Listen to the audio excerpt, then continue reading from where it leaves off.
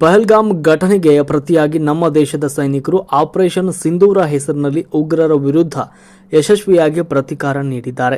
ಈ ಯಶಸ್ವಿ ಕಾರ್ಯಾಚರಣೆಯ ಹಿಂದಿರುವ ಮಾನ್ಯ ಪ್ರಧಾನಮಂತ್ರಿಗಳಾದ ನರೇಂದ್ರ ಮೋದಿ ಹಾಗೂ ದೇಶದ ಸೈನಿಕರಿಗೆ ಉಗ್ರರ ವಿರುದ್ಧ ಮುಂದಿನ ದಿನದಲ್ಲಿ ನಡೆಯುವ ಕಾರ್ಯಾಚರಣೆಯಲ್ಲಿ ಯಶಸ್ವಿಯಾಗಿ ಅವರೆಲ್ಲರಿಗೂ ಆಯಸ್ಸು ಮತ್ತು ಅವರ ಕುಟುಂಬ ವರ್ಗದವರಿಗೆ ಆತ್ಮಸ್ಥೈರ್ಯ ಸಿಗಲಿ ಅಂತ ಇಂದು ಬೆಳಗ್ಗೆ 11 ಗಂಟೆಗೆ ಮಾಗಡಿ ಟೌನ್ ಶ್ರೀ ಸೋಮೇಶ್ವರ ಸ್ವಾಮಿ ದೇವಾಲಯದಲ್ಲಿ ಪೂಜಾ ಕಾರ್ಯಕ್ರಮವನ್ನು ನೆರವೇರಿಸಲಾಯಿತು. ಈ ಒಂದು ಕಾರ್ಯಕ್ರಮದಲ್ಲಿ ಪಕ್ಷದ ಎಲ್ಲ ಸ್ತರದ ಪದಾಧಿಕಾರಿಗಳು ಹಾಗೂ ಕಾರ್ಯಕರ್ತರು ಪಾಲ್ಗೊಂಡು ನಮ್ಮ ವೀರ ಯೋಧರಿಗೆ ಭಗವಂತನಲ್ಲಿ ಆಯಸ್ಸು, ಆರೋಗ್ಯ ಮತ್ತು ಯಶಸ್ಸನ್ನು ನೀಡಲಿ ಅಂತ ಸಂಕಲ್ಪ ಮಾಡಿ ಪ್ರಾರ್ಥಿಸಿದರು. ಸಂದರ್ಭದಲ್ಲಿ ಜಿಲ್ಲಾ ಪ್ರಧಾನ ಕಾರ್ಯದರ್ಶಿ ಎಂ.ಆರ್. ರಾಘವೇಂದ್ರ ಅವರು ಆಪರೇಷನ್ ಸಿಂಧೂರದ ಕಾರ್ಯಾಚರಣೆಯನ್ನು ವಿವರಿಸಿದರು.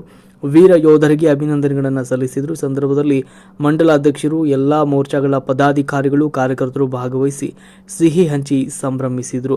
ಎಂ.ಆರ್. ರಾಘವೇಂದ್ರ, ಜಿಲ್ಲಾ ಪ್ರಧಾನ ಕಾರ್ಯದರ್ಶಿ ಎಂ. ವೀರಭದ್ರಪ್ಪ, ತಾಲೂಕು ಅಧ್ಯಕ್ಷರು ಜಯರಾಮಯ್ಯ, ಶಂಕರ್, ಶಶಿಧರ್, ದಯಾನಂದ್, ಕಣ್ಣೂರು, ನಾಗರಾಜ್, ಕೆಂಚನಹಳ್ಳಿ, ಕಿರಣ್, ಮಣಿ, ಎನ್.ಎಸ್. ಆನಂದ್, ಸಂತೋಷ್, ಹನುಮಂತಗೌಡ, ಚಿಕ್ಕೇಗೌಡ, ಕುಮಾರಸ್ವಾಮಿ ಮುಂತಾದವರಿದ್ದರು.